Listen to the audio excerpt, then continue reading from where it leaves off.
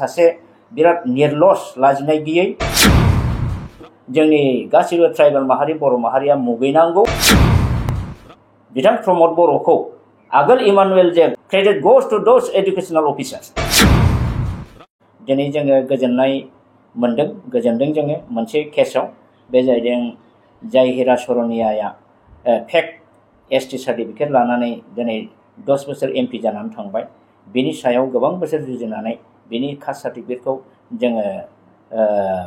Cancel खालामहोनो हादों आरो दिनै नमिनेसनाव बिथाङा रिजेक्ट खालामजाबाय। दिनै बियो एमपिनि केन्डिडेट जानो हायाखिसै। नाथाय बेखौ बुंनांगोन नब सरनियाया सासे बिराद निर्लस लाजिनाय गैयै गिनाय गैयै मानसि। दिनै आगोलाव बियो बर' कसारि होननानै एसटि सार्टिफिकेट लानानै 10 बोसोर एमपि जाखांनानै कर्टआवबो गावखौनो आं बर' कसारि होनना लानानै माने बे लास्टआव जेनबाय। बर' कसारिनि जेबो प्रुफ होनो हायैयाव आरो दिनैहाय बिथाङा बेजों जेननायलाय माबा गावखौनो राभा होननानै राभानि जानानै राभा साबकास्ट जानानै बिथाङा एसटि सार्टिफिकेट गोदानै दिहुनबावनानै आरोबाव बिथाङा नमिनेसन होदोंमोन। दा अब्ला नायदो सानसे बेलासे बे बर' कसारि होननानै लायो आरो बेजों जायलाय खामानि जायलाय गावखौ राभा होननानै लायो। होमबा बेसेबां दुरन्धर प्रकृतिनि मानसि बिलाय बे नब सरनिया। दा बेफोरबायदि मानसिखौ जोंनि गासिबो ट्राइबेल माहारि बर' माहारिया मुगैनांगौ, निन्दा खालामनांगौ। दा बिथांबादि मानसिया दिनै जेनबाय, जोङो गोजोनबाय। नाथाय बिनि उनावबो जोंहा माखासे माने सरनियाफोर दिनै देखा दास टाइटेलनि मानसि दिनै केन्डिडेट दंबावो। बिथांमोननि निश्चय कास्ट सार्टिफिकेटआबो हिरा सरनिया जेरै लादों बे रोखोमनि एखे प्रसेसजों बिथांमोनहा लादों आरो हिरा सरनियानि कास्ट सार्टिफिकेटआ एसटि सार्टिफिकेटआ जेरै केन्सेल जादों एखे प्रसेसजों जों आवगायलांगोन, जों जुजिबाय थागोन। जाहाथे बेबायदि फेक सार्टिफिकेटजों जोंनि ट्राइबेलनि मानसि जोंनि ट्राइबेलनि खथाखौ जाहाथे सेनो हाया। बेनि थाखाय जों गासिबो रायजो राजा साखाफारा जानांगोन आरो जोंखौ बयबो जाहाथे मदद होयो आं बेखौ दिनै बे प्रेस मिटनि गेजेरजों खावलायगोन। दा बेजों लोगोसे आङो मोनसे खोथाखौ सरजाबफानो लुबैदों जे जोंनि गोबां इन्टेलेक्सुयेल दं जोंहा बर' समाजाव, गोबां लिडार दङ। नाथाय बे नब सरनियानि केस, दिनै पृथिबि नारायण देबनि केस बा नैबे घनश्याम दासमोननि केस, दा बिसोर जे एसटि लानानै एसटिनि माने सुबिदाखौ लानो थांगासिनो दं, बिनि सायाव रावबो दिनैसिमबो जेबो गोब्रा काउन्टार खोथा बुङाखै। बे मोनसे दुखु खालामनो गोनां। दा बेबादियावनो गुबुन हारिया जोंनि एसटिनि सार्थ एसटिनि इन्टारेस्टखौ बिसोरो सिखाव भाबै माने लाखोमानानै सोलिनो नागिरगासिनो दं। दा बे बेलायाव जों नुनो मोनदों जोंनि माने गोबां इन्टेलेक्सुयेलफ्रा जेबो माने मात होआ, काउन्टार माने बिथांमोनहा प्रटेस्ट खालामा। दा बे जोबोद दुखु गोनां। दा जों जा एसे दल संगठन ज' जानानै जों जुजिदों, आङो आसा खालामो जोंनि बे दल संगठना एखेबारे निस्वार्थ भाबै जोङो खौसेयै इयुनाव जाथिनि बेबायदि सुथुरफोरनि एगेन्स्टै जोङो जुजिलांनांगोन। बेवहायनो आं मोनसे खोथाखौ हानहरबावनो नागिरदों। दिनै जोंहा रिसेन्टलि क्लास 10नि जे मेट्रिक रिजाल्ट HSLC जेनाखि एग्जाम, बे एग्जामनि रिजाल्ट ओंखारदों। बे ओंखारनायाव दिनै चिरां जिल्लाया हाइस्ट पार्सेन्टेज पास जानाय जोङो नुनो मोनदों। दा BTCनि एलेकानि रिजाल्टआ अलमस्ट मोजां। नाथाय बे मोजां रिजाल्ट जानायखौ पार्सेन्टेज गोजौआव दावखोनो हानायखौ लानानै जोङो नुनो मोनदों माखासे निउज पर्टेलनि एंकरफ्रा बे क्रेडिटखौ दानि BTR सरकार, UPPL सरकार बा बिथां चिफ एक्जिकिउटिभ मेम्बार प्रमद बर'नि नामखौ लानायखौ जों नुनो मोनदों। बिथांमोननि प्रमद बर'नि दैदेननायाव दिनै इडुकेसना जौगाखांदों होननायखौ बिथांमोनहा क्रेडिट होनानै होदों एंकरफ्रा। नाथाय बे एंकरनि खोथाखौ आङो बुंनो सानदों बिथांमोननि बे एसेसमेन्टआ गोरोन्थि जादों। दिनै बिथांमोना रुजुदों जे इमानुएल बसुमतारियाबो बिनि दिनावबो बिदि पार्सेन्टेज जायाखै, 50-60 जादों। आरो बेनिफ्राय डेपुटि चिफ बै समनि खाम्फा बरगयारि बिथाङा एडुकेसन EM जादों, बे समावबो बेबादिनो जादों, 50-60 जादों। नाथाय दिनै प्रमद बर' सारा माने एडुकेसननि इनचार्ज EM हिसाबै बिथांनि दिनाव माने जे मेट्रिकनि रिजाल्ट बे बिराद टप लेभेलाव थांदों। बे बिथांनि क्रेडिट होननानै बुंनाया बे गोरोन्थि जादों। आं बेखौ गनायनो हाया। मानो होननानै बुङोबा एडुकेसन सिस्टेमा आगोलनिजों दिनैजों बिराद सोलायबाय, सिस्टेमावबो सोलायदों। आरो बै समनि परिबेस इमानुएला जेला EM जायो बे समाव आन्दलन जोबखांनानै BTC एकर्ड जाखांनानै जास्ट सान्थिल' फैहांदोंमोन। बे समावहाय एबसु आन्दलननि दिनाव बेसेबांबा बोसोर खिथाबजों लिंक गैया न'जों सोमोन्दो गैया हाग्रा बंग्रा माइबारि दैबारि माने थाखोमानानै सोलिबोनाय समनिफ्राय फैनाय दा गतिके बे समाव बोरै पार्सेन्टेजआ मोजां जानो बेखौ बयबो साननो हायो बै आन्दलन पेरियडखौ दिनै गोसोखांहरनांगोन न' बां गारनानै बेसेबां हाग्राबारियाव माइबारियाव उन्दुबोदों दिनै बेबादियाव बोरै पार्सेन्टेज इमानुवेलनि दिनाव बोरै जानो दिनै बिनि नेक्स्टआव जेन'बा खाम्फा बरगयारि बिथाङा जादों बिनि समावबो माने इसेबां माने माबा जाजोबाखै आरो बे समाव एबसुखौ लानानै सेंग्रा सिख्ला उन्दै उन्दै स्टुडेन्टफोरखौ उन्दै उन्दै हाइ स्कुल एम इ स्कुलाव फरायनाय गथ'फोरखौ प्रमद बर' बिथाङा निजेनो लैहोर लैहोर खालि प्रग्राम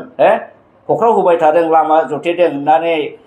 मा होनो रेलगारि जथेदों नेसनेल हाइवे जथेदों नामाव आन्दलन खालामदों नमिनेल नाम मात्र आन्दलन बिथाङा खालामदों बे समाव फरायसाफोरखौ बिसोरो सुख मथ' फरायहोनो हायाखैमोन हाग्रामानि दिनावबो अब्ला रिजाल्टआ बोरै मोजां जानो बिनि बादैबो दिनै एडुकेसननि एग्जामिनेसननि जे सिस्टेम बहुत सोलायबाय 50%आ दा OMR सेटआव जायो येस एन्ड नो बा नों कारेक्ट नाम्बारखौल' थिक होनाय बेथ' इजि सिस्टेम आरो इन्टारनेल एसेसमेन्ट जायो इन्टारनेल एसेसमेन्टआव मार्कफोरा मोजां फैयो आरो बेनिफ्राय 50%ल' मेइन परिखाया जायो दा बे हिसाबै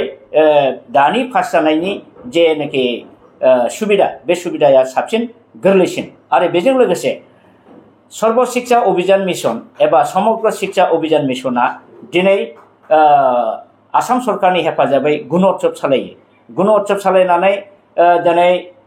पेरेन्ट टिचारनि गेजेराव कमिउनिटि पार्टिसिपेसन जे स्कुल एसएमसिफ्राबो बिराद रल लानांगौ आरो स्कुलखौ मोजाङै नायनांगौ बेंनांगौ होननानै बिथांमोनखौ गोबां एवारनेस होनाय जाबाय गुणोत्सवनि दारै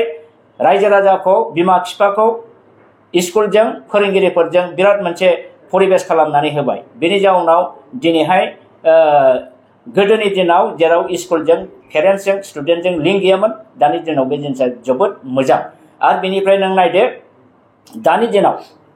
बे जेनाखि एडुकेसननि सर्व शिक्षा अभियान मिशन एबा समग्र शिक्षा अभियान मिशननि दिनाव दिनै शिक्षा सेतु बानायदों शिक्षा सेतुनि दारै गासिबो टिचारफोरनि बा स्टाफनि एटेन्डेन्सआ माने 8:30आवनो बे जिनिसा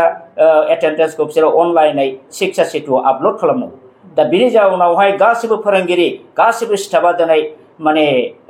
सांग्रां जानो बाध्य जादों रेगुलार एटेन्डेन्स होनो बाध्य जादों गासिबो मास्टारा रेगुलार जानायनि जाउनाव रेगुलार क्लास लादों गथ'फ्रा जेरैबायदि सोलोंथाइ मोननांगौ बेखौ मोननो हादों दिनै जुदि समग्र शिक्षा अभियाना बेखौ लायामोनब्ला मालाबाबो टिचारा हयथ' एसेबां रेगुलार जानाय नङामोन दा बे हिसाबै आरो बेफोर खामानिखौ मावफुंदों दानि जोंनि जेन'बा स्कुल इन्सपेक्टरफोर डिस्ट्रिक्ट एलिमेन्टारि एडुकेसन अफिसारफोर ब्लक एलिमेन्टारि एडुकेसन अफिसारफोर बिथांनि आन्दाराव मावनाय सर्व शिक्षानि गोबां रोखोमनि अफिसारफोर CRCCफोर बिथांमोनहा स्कुल सुपारभिजन मनिटरिं खामानिखौ जोबोद मोजाङै मावफुंदों आरो फोरोंगिरिफोरखौ गाइड खालामदों टिचार ट्रेनिं होदों बेफोरनि जाउनाव दिनै एलिमेन्टारिनिफ्राय LP ME आरो सेकेन्डारि सेक्सनाव हाई स्कुल सेक्सन जेरावबो टिचारफोरखौ एलार्ट खालामनाय जादों पेरेन्टसफोरखौ एलार्ट खालामनाय जादों जायनि फलाव शिक्षा सिस्टेमा दिनै बहुत डेभेलप परिबेसाबो डेभेलप आरो बे हिसाबै डेभेलपमेन्टआ फैदों नाथाय आं बेखौ बुंगोन शिक्षा सेतुखौ प्रमद बर'आथ' खालामाखै बे माने जोंनि समग्र शिक्षानि बा आसाम गभर्नमेन्टनि बे मोनसे दिनै गुणोत्सवखौथ' प्रमद बर'आ खालामाखै बेखौ आसाम गभर्नमेन्टनि बुंनो थाङोब्ला चिफ मिनिस्टार हिमन्त बिश्व शर्मायानो गुणोत्सव सिस्टेमखौ लाबोदों बे गुणोत्सवनि दारै एडुकेसन सिस्टेमा बहुत डेभेलप जादों आरो गुणोत्सवआव जाय A+ मोनदों बिथांमोननो 25,000 एककालीन माने दान होनाय जादों बे 25,000खौ मोननो थाखाय बहुत मास्टारा गावबा गाव स्कुलखौ माने बेनि माने मा होनो मेन्टेनेन्सखौ स्कुल सालायनायखौ फरायसालिमाखौ बहुत माने डेभेलप खालामदों स्कुल शिक्षा परिबेसा डेभेलप जादों आरो बे हिसाबै दानि गथ'फोरनि जे पारफरमेन्स कम्पारेटिभलि मोनसेया जाहैदों परिखानि एग्जामिनेसन सिस्टेम सोलायनाय प्लास मोनसेया जाहैदों गुणोत्सवनि दारै पाब्लिकफोरखौ एवारनेस खालामनाय स्कुलनि प्रति माने नायनाय बेंनाय खामानिखौ जौगाहोनायनि थाखाय जोंनि दानि एकाडेमिक जेनाखि एटमस्फियार बे बहुत हाई लेभेलाव दा फैगासिनो दं आरो बे हिसाबै रिजाल्टआबो बे रोखोमै दा दिनै साबसिननिफ्राय साबसिन जाबोगासिनो दं दा बेवहाय बिथां प्रमद बर'खौ आगोल इमानुवेलजों खाम्फा बरगयारि बिथांजों रुजुनानै दिनै प्रमद बर' EM जानायखाय साबसिन जादों होननाया बाहाय जेबो जुक्ति गैया बियो माने बिथां प्रमद बर'खौ बाख्नायनानै पाब्लिकनि लेभेलाव मोनसे नाम खामायनानै होनायनि बादै जेबो जायाखै होननानै आं बुंदों एंकर बिथांमोनहा बांद्राय बेबादि गोथौयै एनालाइसिस खालामालासिनो जे मा खारनाव दिनै फरिखानि रिजाल्टआ मोजां जादों बेखौ बिजिरनानै नायालासिनो बिथांमोनहा बुंनाया थि जायाखै आंनि मथेबा बे बेलायाव जोंनि गभर्नमेन्ट अफिसार एडुकेसननि जेनाखि इन्सपेक्टर सारमोन दङ डिअ दङ बिअ दङ सिआरसिसिफोर दङ बिथांमोनहासो क्रेडिटखौ मोननांगौ क्रेडिट गोज टु दोज एडुकेशनल अफिसार्स दिनै बिथां प्रमद बर'आथ' निजा बबिया मा मावदों जेबो मावाखै बिथाङा एसे एनै खबर लायो मालाबा स्कुलाव एलपि स्कुलाव हाबनानै गथ'फोरखौ टेस्टिं खालामलाबायो जायनि फलाव आङो मोनसे समाव होनदों जे स्कुलाव हाबनानै जुदि नोंथाङा जुदि क्लास लानो इन्टारेस्टबा इएमखौ सिएमखौ गारनानै नोंथाङा मास्टार एपइन्टमेन्ट लानानै मावबानो जाबायना बिदि होननानै आं मोनसे समाव बुंदों दा जाय हक आं बारा बुंला बे मेटाराव दा आनडिउ माने क्रेडिट खामायनानै होनो नागिरनायखौ एंकर बिथांमोनहा मावदों आरो आं बेखौ मालाबाबो एक्सेप्ट खालामनो हाया आरो बे पलिटिकेलाइज जादों आरो बेबादि जोंनि एंकर बिथांमोनहा खालामनो नाङा आं बेखिनिखौनो बुंनानै फोजोबनाय जाबाय।